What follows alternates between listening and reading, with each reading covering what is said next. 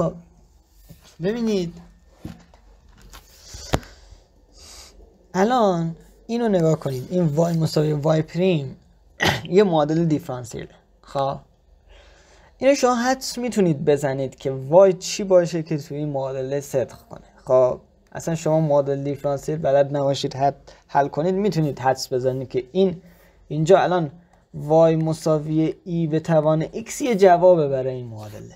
چرا؟ چون ای به توان x با مشتق خودش برابره. ای به توان x مساوی است با دی به دی x ای به توان x. چون این برقراره پس این یک جوابه برای این معادله. اما این تنها جواب این معادله نیست. این میشه پس چی؟ چون تنها جواب نیست اینو بهش میگن جواب خصوصی. خب بعد شما هیچ ثابت دلخواهی هم توی این ندارید. خب جواب عمومی میشه ای به توان، میشه هر ضریبی از ای به توان x. خب مثلا ای به توان x هم مساوی است با مشتق ای به توان x.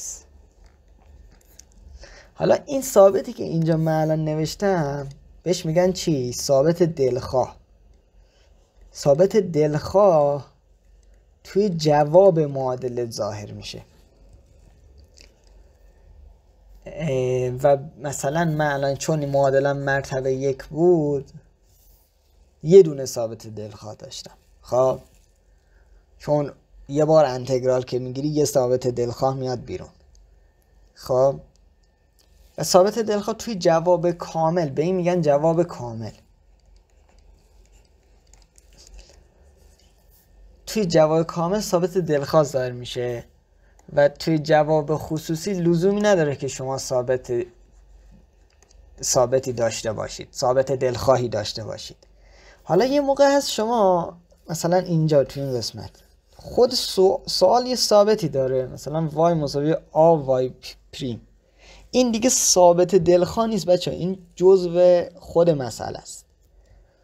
خب این جزء ثابت دلخواه نیست. الان مثلا جواب این میشه ای به توان آی کوچیک x. الان تو نمیگی اینجا این دو تا ثابت دلخواه داره، این ثابت دلخواه نیست، این یه ثابت فیکسه، ثابت فیکس مسئله، فیکس مسئله. خب اینا رو تو حل مسئله دیگه براتون جا میفته. یعنی اوایل یه خورده میگم که خوندن مطالب راحت بشه براتون. مثلا f مساوی ام آ خودش یه معادله دیفرانسیله. مثلا یه نیروی داره به جسم من وارد میشه. خب f مساوی است با منهای کا x. منهای کا x داره به من نیرو وارد میکنه که این مساوی است با ام آ. ام آ می نویسم مشتق دوم x. این الان یه معادله دیفرانسیله. خب شما میدونین جواب این معادله چیه؟ جواب این معادله x به دست میاد. مثلا یکی از جوابهای این معادله x مساوی است با x m کوسینوس اومگا t. الان شما ببینید اینجا x تابع است از t، متغیر وابستمون هست x، متغیر مستقلمون هست t. این الان یه جواب خصوصیه. چرا؟ شما اگه از x دوبار مشتق بگیرید اینجا اومگا 2 میاد بیرون، دقیقا مثل همون مثال قبلی. سینوس اومگا تی خود x هم بذارید اونجا، x ام هم بعد از همشون فاکتور میگیرم دیگه. منهای کا بنویسم، اینو سری می نویسم. m مشتق دوم x به اضافه کا x شده 0. خب میخوام بررسی کنم که آیا این جواب هست. من بهتون گفتم این جوابه. اینو میندازیم این تو. اینجا چی داریم؟ x m کوسینوس اومگا تی دارم. دوبار که ازش مشتق بگیرم میشه منهای اومگا 2 m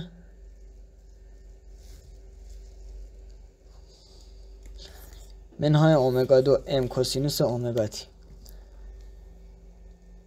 چون ام اینجا داریم دیگه، میتونستم از همون اول ام رو تقسیم کنم ولی نکردم.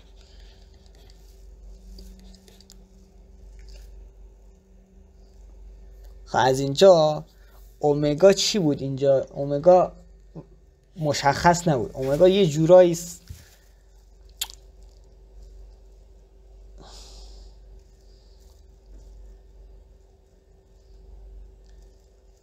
وابسته به اینه که شما ام و ایکس ام و کا رو چجوری در نظر بگیرید. شما اینجا یه کا هم داشتید، ببخشید، کا ایکس ام کوسینوس اومگا تی، این خود ایکس دیگه، منهای اومگا 2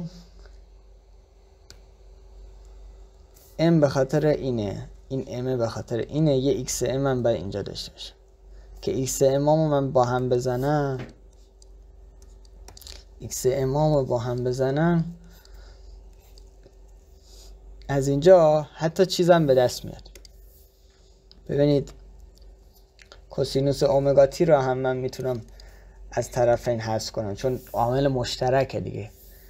از اینجا اومگا 2 به دست میاد، منهای اومگا 2 به دست میاد، منهای کا تقسیم بر ام، پس اومگا میشه رادیکال کا ام. یعنی این چیزیه که فقط یه تغییر، این جواب شما میدونستید دیگه، بهتون گفتن آقا همینه، بهتون معادله دیفرانسیل نگفتن که.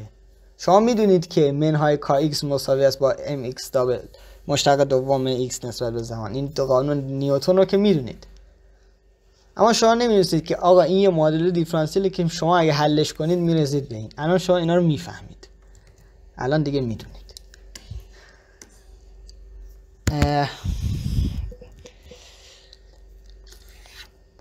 اینو گفتم.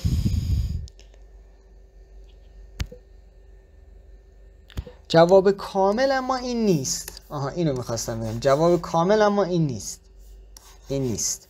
جواب کامل میشه یه ثابتی در کوسینوس اومگا تی به اضافه یه ثابتی دیگه در سینوس اومگا تی. و چون معادلتون مرتبه 2 بود، 2 تا ثابت دلخواه دارین.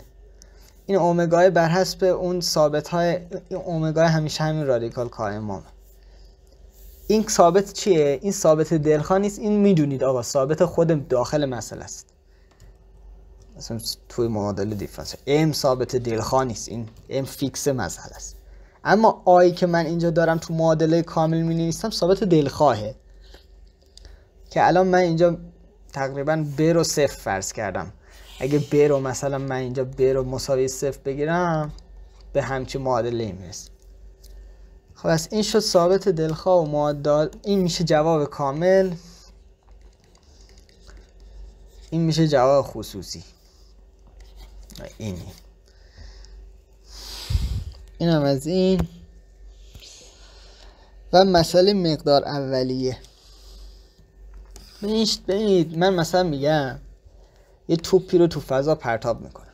خب توپ پرتاب میشه در فضا، یه نیروی داره بهش وارد میشه mg به سمت فضا، نه روز زمین mg داره به سمت پایین بهش وارد میشه. خب mg هم همیشه به سمت پایینه. من اگه محور x و y رو بکشم، این x این نه این y این x mg همیشه من یه fی دارم که به صورت برداری اگه بنویسم همیشه از منهای mg y هت.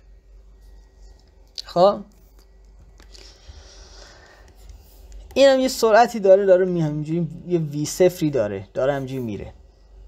از طرفی من اگه چارچوبمو اینجا بگیرم، بذاریم این چارچوبمو اینجا بگیرم، x y اینجا رو من بگیرم مثلا y مساوی 0. خب این بنده خدا یه چیزی داره دیگه، بردار مکانی داره. من بردار مکانشو با r نشون میدم. r میشه چی؟ r میشه x 0 x هت به اضافه y 0 y هت. از طرفی این سرعتی هم داره دیگه، سرعتش هم بخوام برداری نشون بدم میشه من نمیدونم سرعتش چی میشه تابعی از زمان، الان فعلا نمیدونم. خب مسئله مقدار اولیه میشه initial value problem که مقدار اولیه ترجمه میشه initial value problem که شما یه initial conditions دارین میشه چی؟ شرایط اولیه. مثلا تو این مثالی که من زدم شرایط اولیه‌مون چیه؟ آقا این توپ کجا بوده؟ اولش کجا بوده؟ اولش که اینجا بوده با چه سرعتی کدوموری داشته میرفته؟ این میشه شرایط اولیه. شرایط اولیه مثلا اینجا مثلا میشه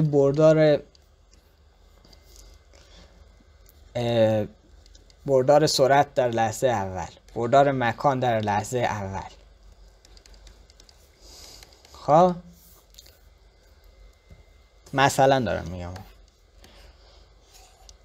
خود معادله دیفرانسیلمون همون اف مساوی ام آی که میشه چی؟ آ رو من به صورت برداری اگه بنویسم میشه ام بردار شتاب مساوی است با بردار نیرو. بردار نیرو چیه؟ اینه. مگه اینو بخوام بنویسم چی میشه؟ منهای ام جی چی نوشتم؟ وای هت وای هت مساوی است با ام ای ایکس ایکس هت اضافه ام ای وای وای هت. کیشی من تو میشه این میشه صفر. پس ای ایکس ما هست چی؟ صفر. ای ایکس چیه؟ مشتق ایکس نسبت به زمان؟ نه، مشتق دوم ایکس نسبت به زمان مساوی صفر. پس یعنی چی؟ الان شما این معادله دیفرانسیل رو میتونید حل کنید.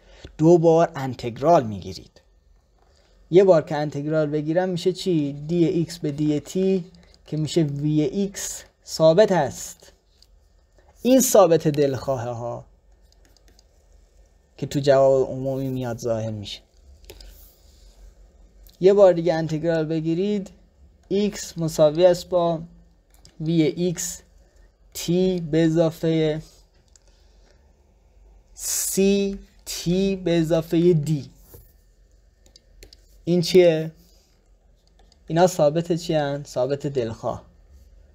ثابت های دلخواه جواب عمومی.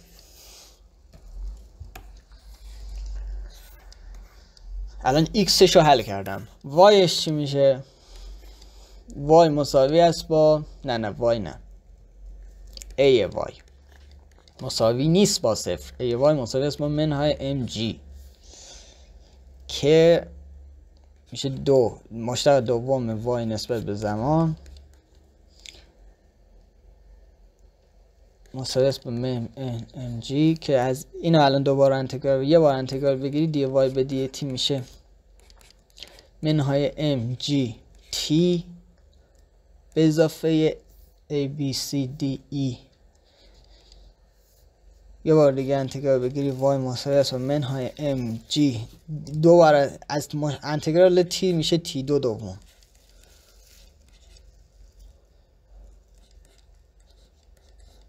A B C D E F. اینا میشن چی؟ ثابت دلخواه. ثابت دلخواه جواب عمومی.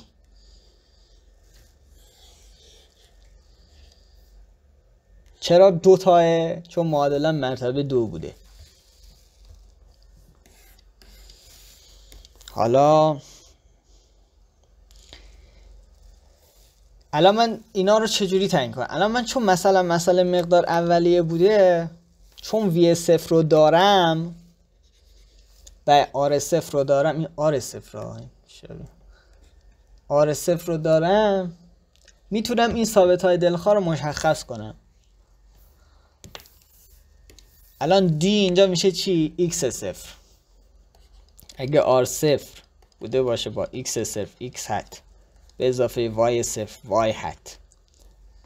خب و مسئله ببینید از جواب عمومی شما با توجه به مقدار شرایط اولیتون، با توجه به شرایط اولیتون شما از جواب عمومی یه جواب رو میکشید بیرون که با شرایط اولیتون سازگاری داشته باشه. شرایط اولیتون همون چیزا بودن دیگه، سرعت چی بود و سرعت در لحظه اول چی بود و مکان در لحظه اول چی بود و اینا.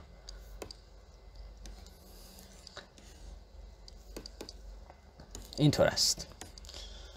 مثلا من این میشه، الان من معادله رو حل کردم، من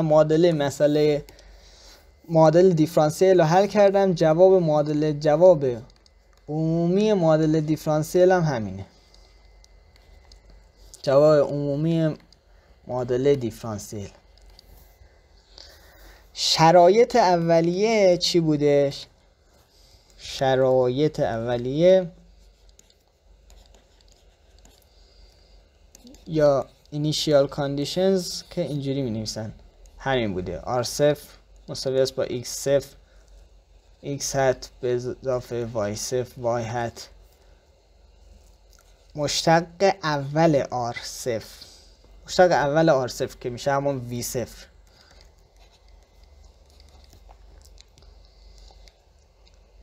میشه Vx. آره دیگه هم سرعت اولیه دیگه نمی‌نویسم. خلاصه اینکه الان من در لحظه اول y0 میتونم اینا رو به دست بیارم. اگه به جای زمان صفر بذارم y0 میشه f مساوی است با چی؟ همین y0 من که مساوی است با y0.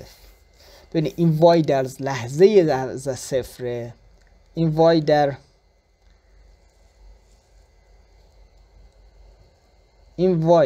در t مساوی صفر، اینم این وای آره دیگه همونه دیگه این وای بر حسب تابعی از t بوده که به جای t صفر گذاشتم. این یه عدده که در لحظه اول مثلا در ارتفاع مثلا 10 متری بوده که الان f به دست میاد y صفر. خب f الان به دست اومد y صفر. از طرفی من سرعت هم دارم، من بذارم y x صفر x هت به اضافه v x صفر x هت به اضافه v y صفر y هت. حالا یه بار از این مشتق بگیری چی میشه؟ یه بار از این مشتق بگیری میشه چی؟ میشه همون این میشه این میشه منهای m g t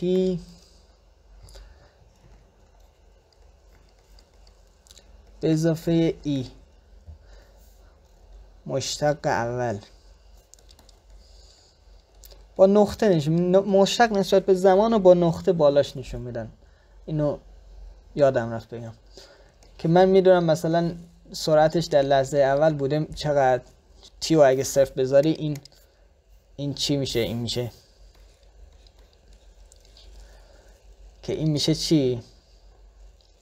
میشه سرعت اولیه در راستای وای که بهتون مثلا اگه مسئله‌تون واقعی باشه میدونید مثلا در لحظه اول در راستای وای سرعتش اینقدر، یا اصلا سرعتش رو میدونید. مثلا من چه میدونم مثلا یه چیزی دارم میخوام پرتابش کنم، مثلا یه منجنیقی دارم میدونم با این زاویه مثلا داره پرتاب میکنه، من میتونم سرعت در راستای x رو به دست بیارم، سرعت در راستای y هم به دست در لحظه اول مثلا میگم.